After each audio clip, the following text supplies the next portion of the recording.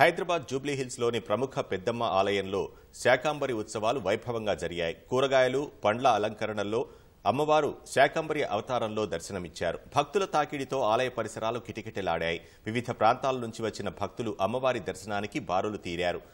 పంట తొలి దశలో పండ్లు, కూరగాయలతో అమ్మవారిని పూజించడంతో పంటలు సమృద్ధిగా పండుతాయని, పాడి పంటలకు లోటుండదని భక్తులు విశ్వసిస్తారు.